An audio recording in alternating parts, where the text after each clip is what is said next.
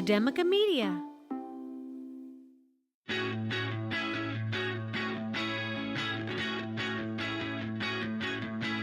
From Academica Media Studios in Miami, Florida, it's Big Ideas in Education, a weekly recap of inspiration and innovation in your schools. Welcome to the show, everybody. I'm Ryan Kairalla. All of us work in education to bring out the best in our students and staff inside and out. And joining us on the program this week is a woman who has made that her life's work. Dr. Jodi Blinco is here with us. She is the founder of the U School and is a sought-after education consultant and leader. Dr. Blinco, thank you so much for joining us this week. Thank you for having me. I'm really excited to be here. This one's gonna be a blast. I love the people who have dedicated their lives to improving the well-being of students as well as staff. And it doesn't hurt that you got a little bit of higher ed in there too. That's certainly something that's near and dear to my heart. Dr. Blinco, based on your overall experience in education, working with schools at all these different levels and working with so many stakeholders, what are you seeing right now as the biggest challenge facing schools today? I think whether you're in K through 12 or you're in higher ed, there's a lot of noise happening in the world that connects back to the work that we do. There's a lot of unknown. When I say noise, it's just unknown. There's just a lot of stuff. And I think that just for us as human beings in general, anytime there's a fear of the unknown or uncertainty, that can be really challenging. And if you're in education in any way, you're leading, your students and your peers and your colleagues, and it makes it tough to lead through uncertain times. And I would say right now, I know we're going to get to this in a second, but that uncertainty when we have turbulent times, unknown times, just not sure of the path ahead, or the path ahead isn't as clear maybe as it's been in the past or what we want it to be, that can be challenging. I think that's a huge part of where we are right now. That's a pretty good way of summing it up. And I think that reflects the concerns of a lot of education leaders I talk to, which is the things that we're most scared of right now, things that keep us up at night most as educators, is just how uncertain everything is. We don't know what we're preparing for in terms of the dangers that lie ahead because of how turbulent our times are right now in education. I think turbulent times are most difficult for the education industry because our industry is completely based on procedures and standards and practices. And here's how we do things. If this happens, here's what we do in response to it. And when we can't plan for that thing that's happening next because we don't know what happens next, it's particularly challenging for those of us in education. So given how proceduralized we are in this industry, how do we address the fact that we don't know what's happening next? How do we prepare for something when we don't know what it's going to be? Yeah, great question. And oddly enough, I was asked to do a leadership session for a group of community colleges, leaders who have gone through a leadership academy, and the topic of the session is just that. How do we plan in a place of unknown, or just where we are? And so we're going to talk a lot about controlling your controllables, the things that we do know, the things that are in the minutia and the day-to-day that we can say, okay, no matter what's happening out here around us, I know that my students need to be taken care of, and this is how I'm going to do that. I know that these things have to happen. And so I'm going to channel my energy to what I do know has to happen and how I can influence that. And the rest of what's happening out here, while eventually it may impact what I do today, right now, in this present moment, here's what I know. Here's what I'm responsible for. Here's who I lead. Here's who I serve. And here's how I'm going to do it. And I think when we can, again, if we put blinders on and drown out the noise of what we don't have answers to, those answers are very clear. And I would imagine what the controllables are is going to vary from school to school. But I would also imagine that there are certain controllables that are largely the same across educational institution. What are the universal controllables that you're seeing in education right now that schools really need to focus on controlling at this Yeah. time?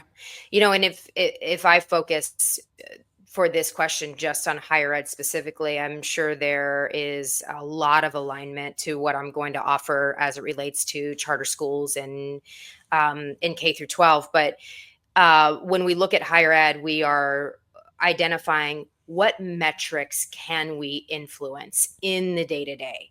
I think oftentimes with metrics, we can either try to track too much, or we hang out on the surface level symptomatic metric when we need to be drilling down and looking more specifically at the micro metric. So identifying what metrics can you influence, can you directly control, and looking there for impact.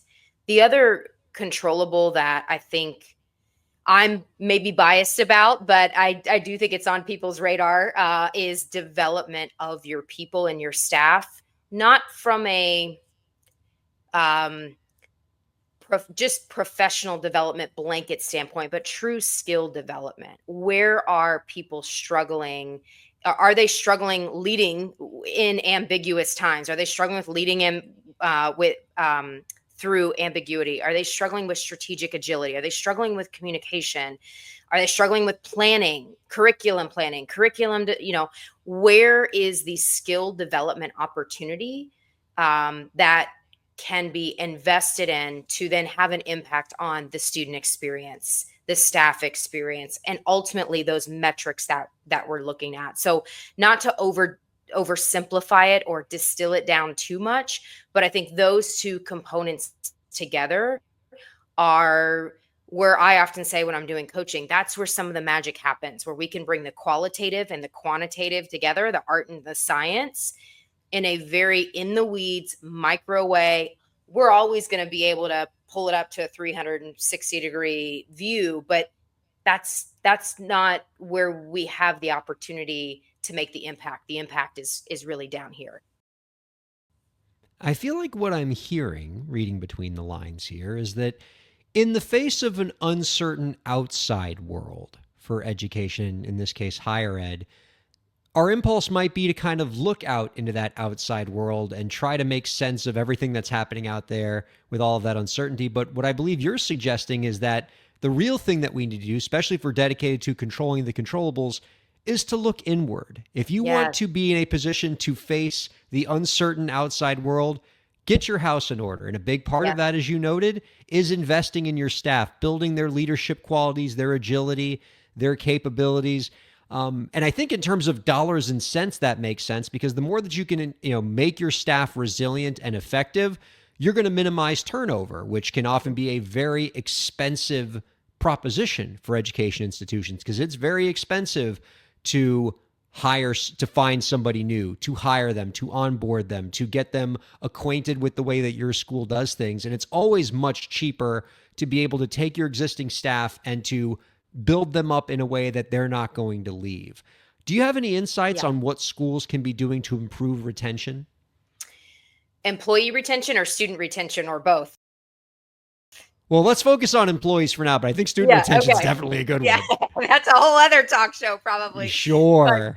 yeah, I so I want to be mindful of how I come at this, because within higher ed, one of the dangers that I think is happening right now is institutions there are a lot of institutions struggling. And when we struggle, I think human nature can be to grasp or look for the quick fix or try to put a band-aid on something. And that's part of what's happening, with, how do we improve our marketing to our students? How do we pull in AI? How do we do so there's all this grasping survival behavior.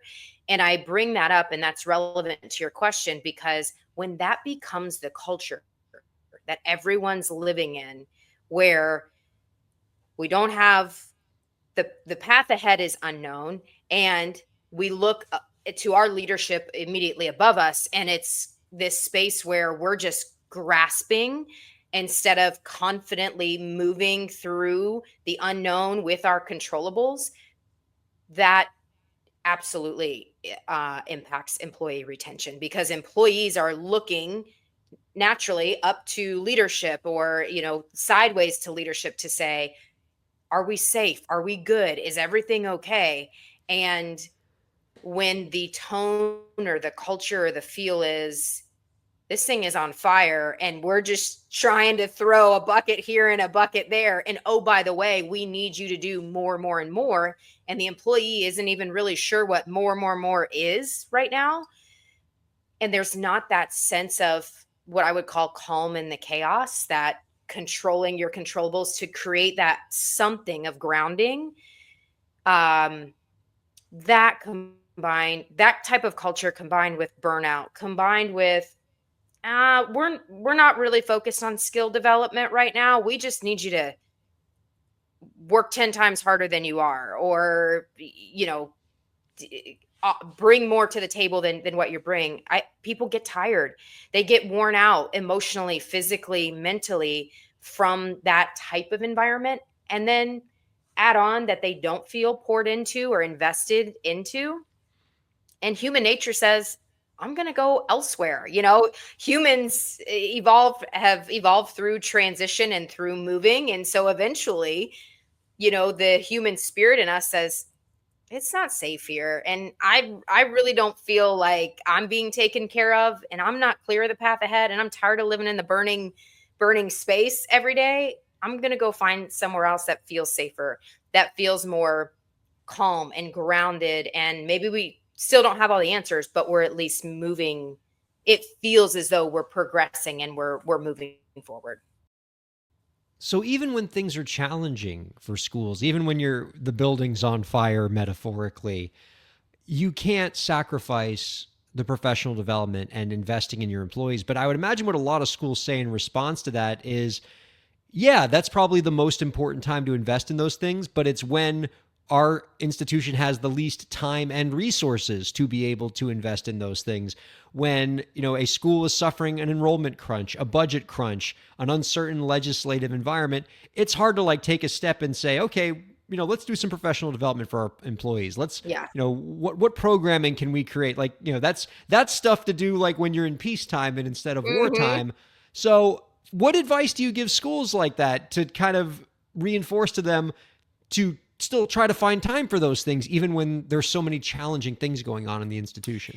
What I would offer is to challenge that thinking in that professional development doesn't have to be this annual event or this one-time event. And quite honestly, it shouldn't. If you're doing it that way, it's probably not super effective anyway. Going back to that recommendation of data and looking at metrics, if you have a operational way, a day-to-day way of looking at metrics that are driving outcomes, again, and whether we're talking higher ed or K through 12, letting the data indicate where that development needs to happen. So development really becomes an ongoing process that is developing skills and also impacting metrics, versus a 8-hour day where we get everybody together and nobody remembers anything at the end. Can you give the education system right now a report card grade on how well do you think we do professional development? I think, at least on the staff side, right? I've seen some really great PD out there that I've been a part of. And when I lead professional development sessions as an attorney, I try to create engaging sessions. But I've sat in professional development sessions before as an educator where I go, what the heck is going on here? What am I doing? This is a waste of time. I feel this is patronizing. This is an infantilizing session. I don't feel like I'm a professional right now. Give us an overall state of the union. What are we doing well with PD? What do we need to be doing better? What are we doing well? You seem to really be struggling to find one thing. I'm struggling there, Ryan. Yeah. Uh-oh. I think it's in this sphere of awareness that, yeah, we should do this. And it's more of a phrase and a thing that's thrown around, but it's not really grounded in value or impact. And that goes to the second part of your question of where can we do better? It's when when sessions really aren't grounded in how does this show up in the day to day?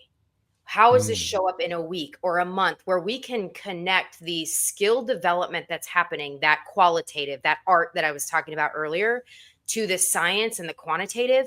Now that qualitative content has meaning for someone sitting in a session, because they can go, oh, okay, this, and this ultimately connects back to these metrics that I'm responsible for. And not that we're trying to create a pressure cooker. That's not what I'm suggesting at all. But what it does do is it creates value.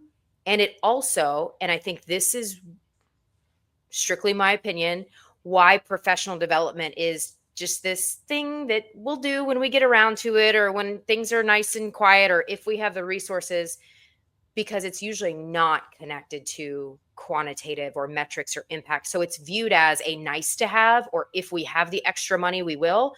It's almost viewed as too fluffy. It's a fluffy thing. It's not a, we need this because we know that it will move X, Y, and Z metrics. And that in its bumper sticker form is what I would offer of, this is what we need to do better. We need to be able to connect the art and the science to actual skills. And this is what I influence as an individual. And now we have a whole other layer of um, buy-in and connection and accountability and empowerment, right? Because you're actually putting into someone's hands, this is the impact that you can make. And this is how it drills down into every, a day, a week, a month.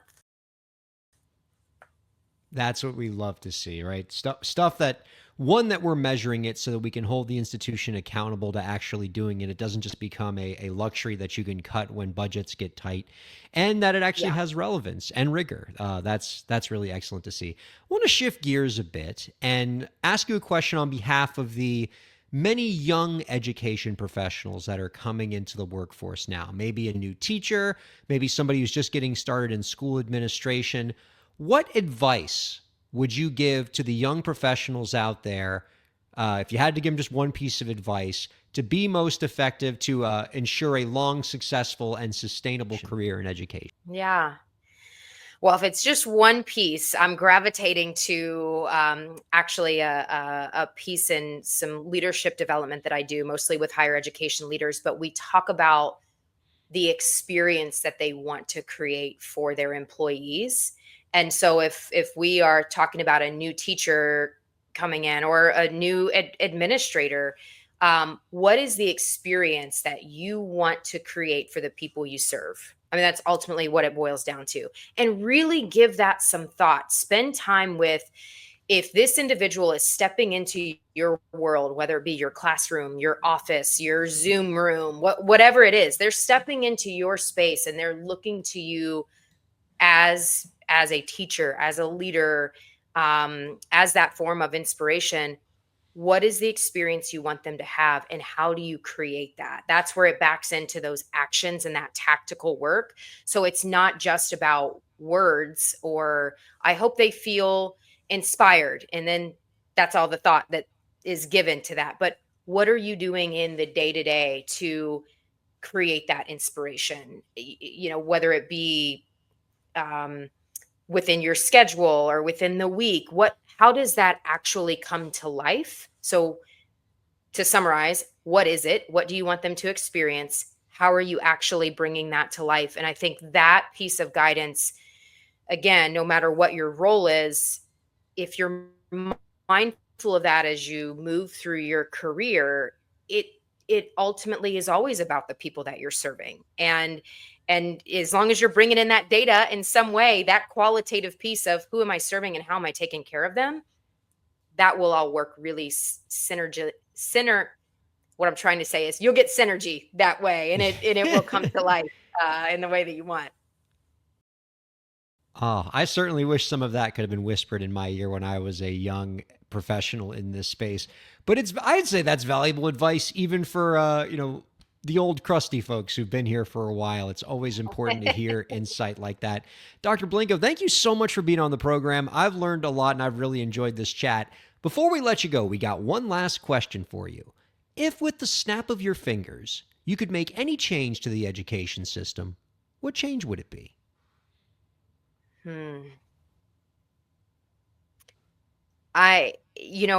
Ryan, I think I'm going to go back to what I was sharing earlier, where the development of the human being is just as much in the forefront and aligned with the quantitative metrics that we ask of people. And I think that is really out of balance, in some cases non-existent. So the awareness of the human being, taking care of the human being that is serving, but and developing them, and then at the same time combining those metrics so that we know that the impact that we want to see happening is able to happen and not at the cost of an individual.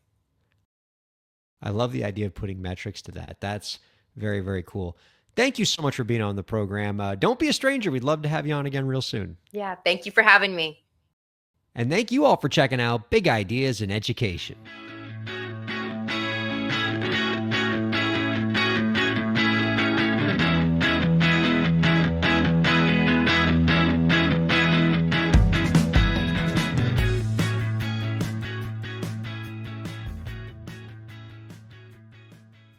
The views expressed on the preceding program have been those of the hosts and guests and do not necessarily reflect the views of Academica, its clients, staff, affiliates, or advertisers.